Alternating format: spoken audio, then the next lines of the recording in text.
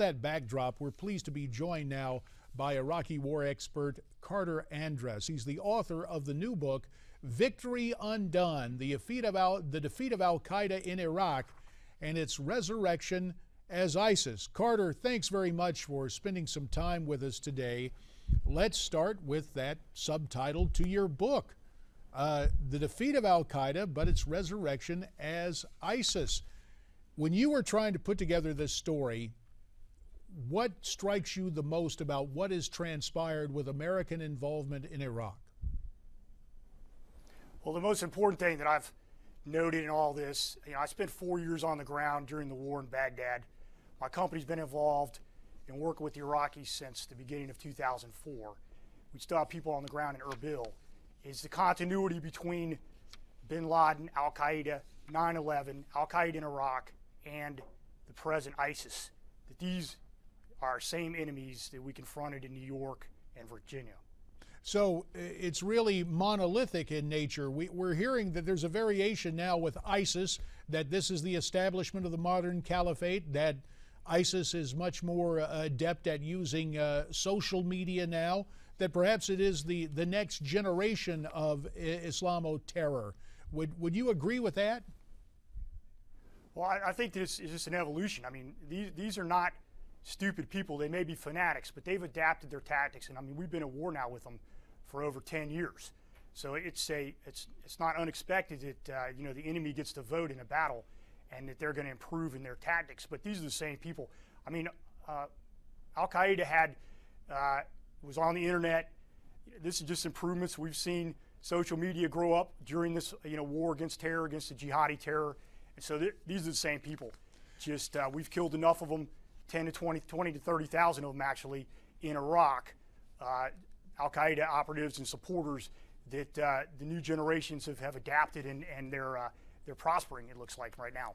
So the book Victory Undone, when President Obama decided to go ahead and pull the last of the military personnel out of Iraq a while back, I thought it was almost taking to heart. I guess it was Senator Wayne Morse who, about Vietnam, said, let's just declare victory and leave. That was his exit strategy. It sounds rather simplistic, but it seems that that's what President Obama did as we left. But in subsequent months, there have been real problems. Did we simply snatch defeat from the jaws of victory?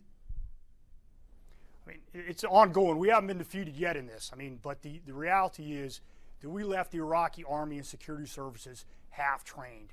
I mean, we trained them in counterinsurgency tactics. These are basically up-armored police tactics with SWAT tactics thrown in.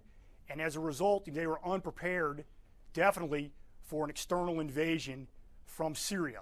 I mean, there was never any concept in anyone's mind, even when we withdrew the troops in 2011, that we would leave Iraq unsupported. I mean, they have no air force. I mean, can you imagine that neighborhood having no air force, no defense? We all imagine that we would be there with them if something like this happened, and that's where the real error is at this point in time, I believe. So a minute remains in this particular segment, Carter. Your prescription for what should be next, because you say it's not over yet, does it take the reintroduction of American personnel to reestablish victory and to help the Iraqi people?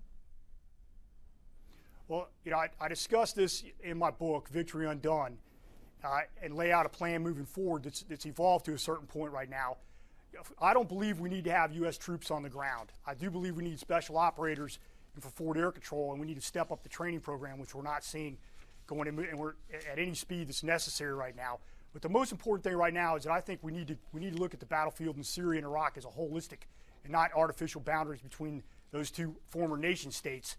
And we need to bring the Turks in, and that's going to cause us to be able to, get people on the ground, get the situation resolved, and that's going to require us going after al-Assad. I mean, he's lost all moral authority, forfeited his right to rule a country, and we need to be going after him. We need to set up safe havens and no-fly zones, and destroy his air force, and bring the Turks in, and NATO, and get this thing resolved fairly quickly. That's the only way if we get the Turks involved, and that involves going after Assad.